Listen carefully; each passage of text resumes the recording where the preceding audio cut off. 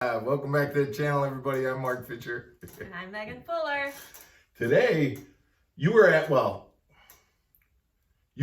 me questions yesterday about forward-facing sonar. I was asking you questions about that a while ago too. What exactly is forward-facing sonar? Because what I've gathered is that it's kind of like cheating. Kind of like cheating.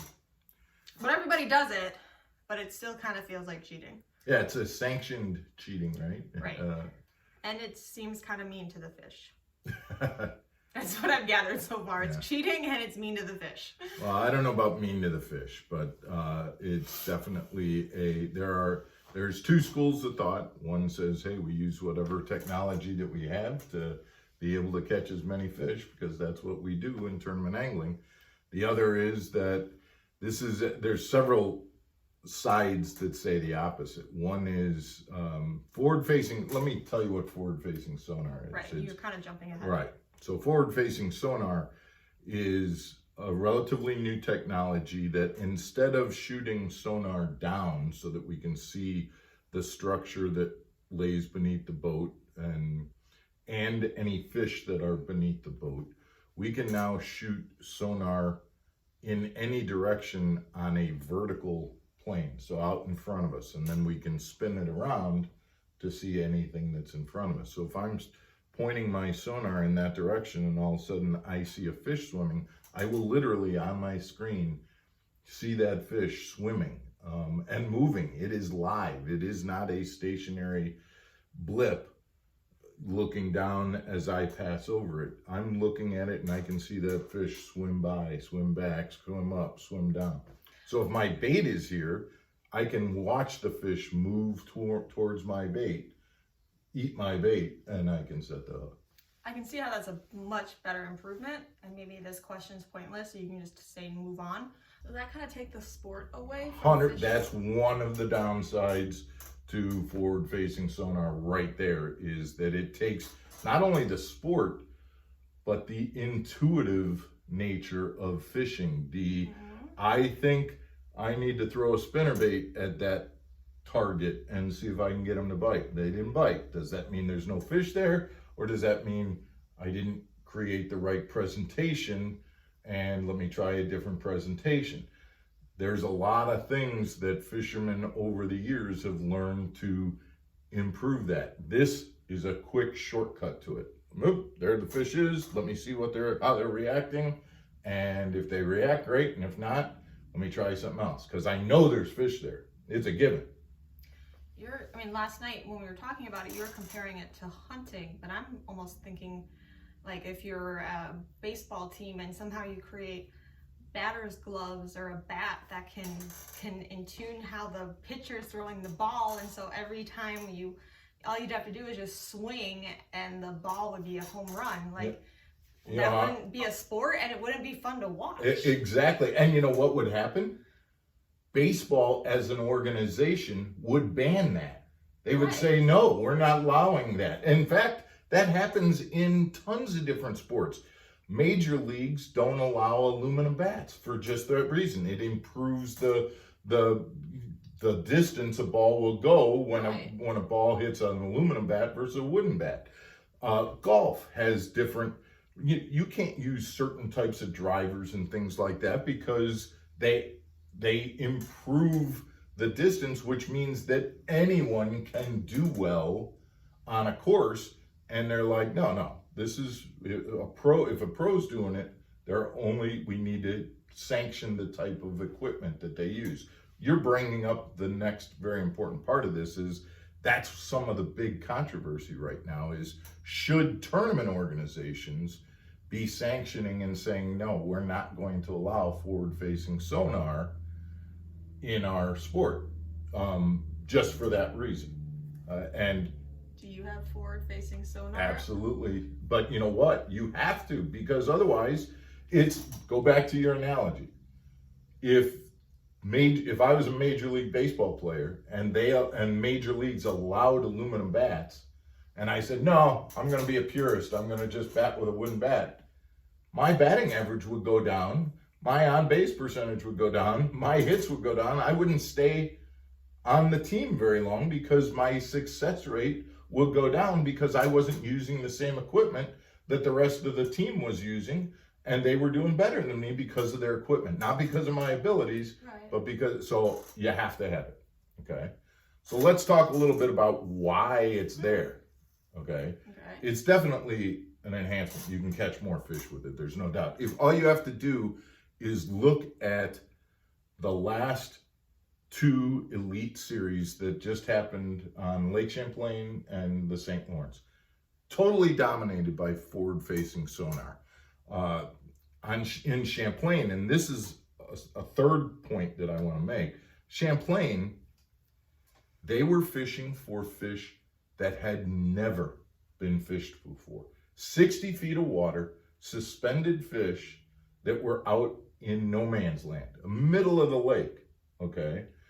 Everybody else, you used to work in that 17-foot depth range where you could, the drop-off kind of area, and there are fish there, but the big 4, 5, 6 pound smallmouth are suspending out in the middle of the lake. Why? They came in, they did their spawning ritual kind of thing, they go back out, they suspend in little wolf packs, they stay together. When it's time to eat, they find bait fish that are in that deeper water. They work together to eat those bait fish, and they are safe there. The hunting analogy. Right, the hunting analogy. A big buck does not live in my backyard. He may walk through my backyard every once in a while, but he doesn't live there. Right. He lives in the deepest, thickest crap in the forest where he is safe. He is not pressured. He doesn't hear sonar pings. I'm talking about fish now. But in the deer analogy, he doesn't hear men walking through the woods. He doesn't see or smell or see cars, things like that. Right. He's safe. All he smells is other deer and squirrels. Right. And the fish are the same way. Hey, we're going to go out to deep water. We're going to hang out here where the only things we got to deal with are fish. Okay. Right. And they now all of a sudden you got guys out there just scanning around, waiting, and I mean they were literally not making casts for a half hour, 40 minutes until there's one, there's four.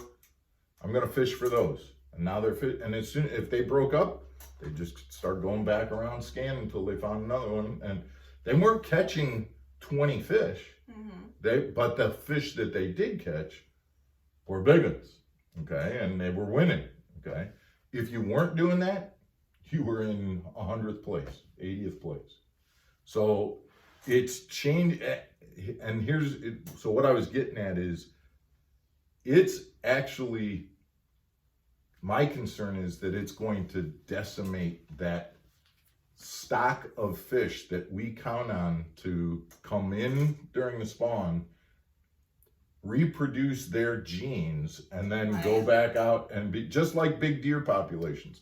And we've seen this happen in Wisconsin, where we've seen, 10 years ago, we used to have big deer. We used to go on our gun hunts in Wisconsin. We used to see 12, 20 deer each day hunting. Now we're lucky if we see one. And it's because we've kind of wiped out the big bucks, and without them, you don't get that reproduction each year.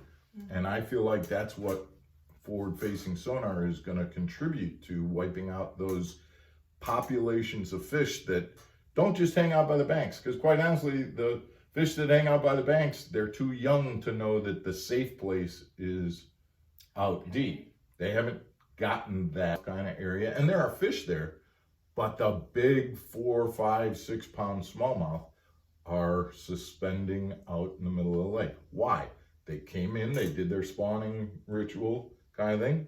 They go back out, they suspend in little wolf packs, they stay together. When it's time to eat, they find bait fish that are in that deeper water. They work together to eat those bait fish, and they are safe there. The hunting analogy. Right, the hunting analogy. A big buck does not live in my backyard. He may walk through my backyard every once in a while, but he doesn't live there. Right. He lives in the deepest, thickest crap in the forest where he is safe. He is not pressured. He doesn't hear sonar pings. I'm talking about fish now, but in the deer analogy, he doesn't hear men walking through the woods. he doesn't see or smell, or see cars, things like that. Right. He's safe. All he smells is other deer and squirrels, right? Right. And the fish are the same way. Hey, we're going to go out to deep water. We're going to hang out here where the only things we got to deal with are fish. Okay. Right. And they now all of a sudden you got guys out there just scanning around, waiting. And I mean, they were literally not making casts for a half hour, 40 minutes until, oh, there's one, there's four. I'm going to fish for those. And now they're fit. And as soon, if they broke up, they just start going back around scanning until they found another one. And they weren't catching 20 fish. But the fish that they did catch were big ones. Okay. And they were winning. Okay. If you weren't doing that, you were in 100th place, 80th place. So it's changed. And so what I was getting at is, it's actually, my concern is that it's going to decimate that stock of fish that we count on to come in during the spawn, reproduce their genes, and then go back out and be just like big deer populations. And we've seen this happen in Wisconsin, where we've seen, 10 years ago, we used to have big deer. We used to go on our gun hunts in Wisconsin. We used to see 12, 20 deer each day hunting. Now we're lucky if we see one. And it's because we've kind of wiped out the big bucks, and without them, you don't get that reproduction each year. And I feel like that's what forward-facing sonar is going to contribute to, wiping out those populations of fish that don't just hang out by the banks. Because quite honestly, the fish that hang out by the banks, they're too young to know that the safe place is out deep. They haven't gotten that instinct yet, or that knowledge yet from years of survival. But you can wipe out years of survival in one season by moving out to this water and fishing it. And I think you're kind of, something else you mentioned yesterday was that, like, because a lot of times the local tournaments, like you were saying, that the hunters, like, they'll not local tournaments, but local fishermen, they'll go out and they'll catch, and they don't always catch and release. Like, they'll catch and they'll go, and these are their dinners, or they'll take them and they'll put them on their walls or whatever. And so what are we doing? Every major tournament, B.A.S.S and MLF, is putting live television shows where they're showing where they're doing it and how they're doing it. So we're just teaching all the other local weekend kind of guys exactly how to do it, so that they can go out and do it. And you take a local guy who isn't a tournament angler, and it's a big expense to buy another graph, a fifth graph for forward-facing sonar and everything. But let's say that guy saved up his money because he wants to know how to do that. And he wants to show something for that. He wants to show a trophy. So when he catches that, he's not just going to lift it up and say, hey, that was cool, I'm putting it back in. He's taking it home, putting it on his wall, bringing home dinner, whatever it is, and it's going to wipe him out. So the big question, and this is how you started, is what's the controversy? That's really the controversy there. Is it diminishing the sport? Is it taking away the skill, like we talked about, from the sport? I think the answer is yes. I think so too. Is it hurting the population? To me, that's the biggest issue right there. And I think it isn't yet, but I think it's very possible that it does. And then the next question is, will anybody do anything about it? And that is the $1 million question, because what do you think, from your perspective, what do you think the driving force of forward-facing sonar is? You don't have to be a fisherman to know. All you got to do is have some common sense, and you got it. Money is the driving force. Absolutely. The manufacturers of sonars that have come, everybody's got them now. Garmin's got them, Hummingbird's got them, Lowrance has them. Everybody has forward-facing sonar. And they are sponsoring tournaments. And they are sponsoring fishermen. So if you get a fisherman who is sponsored by one of those three companies, Right. they're not going to say anything against forward-facing sonar because they won't be sponsored by them any longer. So that's a problem. Okay. And the tournament organizations who are sponsored by them, that's another issue. But money, and this is where I think the flip side comes in, is money also drives tournament organizations from another standpoint. Tournament organizations make money on the viewers who watch the live streams. And I'm telling you, I watch, that's every weekend when it's on. B.A.S.S is on, the elites are in Champlain, I'm watching on a Saturday morning. I'm watching driving to work. I'm watching at work. Okay. Those were two of the most boring tournaments I ever watched. They were just, all you're doing is watching some guy look at a screen. You're watching a screen. You're watching some guy watching a screen while you're watching a screen. Yeah, absolutely. And they're not even fishing. They're holding their rod in their hand and looking and looking and look. Oh, there's one making a cast, and then they're looking at their screen. And they're watching to see what happens. I would almost rather you yell at the screen about culling than being bored at a screen. And I've done both. We know that. So, right, absolutely. So, that I think will be or could be the driving force that gets forward-facing sonar off. If the money that they're making from sonar graph companies ends up not overcoming the money that they're losing by revenue, viewer revenue, then you may see a difference. That, or one other possibility is that if it goes long enough, states may actually say, nope, you can't do it. If you're going to have a tournament here, you are not allowed to use, size limits came from that same thing. You can't have a tournament here unless the fish is 14 inches long. And the reason for that, we don't want you sending guys in here and pulling out every fish that's 10 inches because we want to preserve our fish population. So states already regulate certain things within tournaments. They may regulate, on some lakes, they may regulate it so, hey, you can't have a tournament until after May or after June because the spawn is, and we're protecting the fish until after that time. We're starting to get a little bit off track. And we're getting to 18 minutes. Holy cow. Well, this is a big topic. I know it is. But you also talk a lot. So. Okay. All right. Well, and that's what you're supposed to do is shut me up. Yep. So I think I think that states might, have an impact on that as well. One last thing I do want to say about it. Okay. As long as it's on sonar. It's on sonar. It has to do with that. And that is that if you look at an organization like B.A.S.S, B.A.S.S was founded by Ray Scott. Okay. Ray Scott started tournament organizations at the B.A.S.S. And in the very, very beginning, they used to bring all their fish in and keep them. Wait 1 second. B.A.S.S stands for something other than the fish? The Bass Anglers Sportsman Society. Oh. See, she learned something. Tricky. Okay. All right. So they used to be bringing in all of these fish and they were keeping them.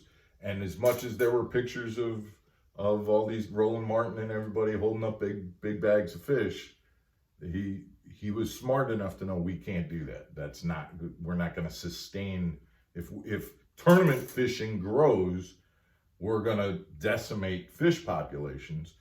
We can't do that. And so he started catch and release. If B.A.S.S was formulated on that premise of conservation, and it still maintains conservation is one of the number one tenets of its organization, and they do a lot to preserve conservation, I think that this is a very important issue for them to look at from its purest level, which is we are doing something that may not be in the right direction when it comes to that conservation. I would definitely, if B.A.S.S took a stance and said we're going to not do we're not going to allow forward-facing sonar. I would look at that as Bass stepping up and kind of taking the high road and saying, this is what's in our charter, this is what we stand for, regardless of where the money is, and this is what we, and I would applaud that and say that I think that that's, you know, a good move on there. Well, I started this saying how I think it's bad for fish, and you know how much I love animals, how obsessed I am with animals, and so I will definitely stand behind that too and agree with that 100%. So hopefully Bass follows that. We'll see. Absolutely. We'll see how. I think this is an issue that is probably destined to go on for a long time. Yeah, definitely. We appreciate you watching, and thanks for sticking with us through this long conversation. But this is a big topic, and it's being talked about all over the place. Mm-hmm. And we definitely hope that you hit the subscribe button and continue to follow us as we talk about different issues. And if you liked it, hit the like button or the thumbs up button, right? And then the most importantly, if you could, you know, send us a comment. Tell us what your thoughts are. Tell us whether you think we're on the right track or you got different opinions. We'd like to get that conversation with you guys going and that community going. Especially with this topic, I think, with this one more than anything else we've posted so far. So yeah, absolutely. Questions, comments, agree, disagree. And you may not agree with us, but we'd like to hear that. But we'd still like to hear it. Thank you guys. See you tomorrow. Bye.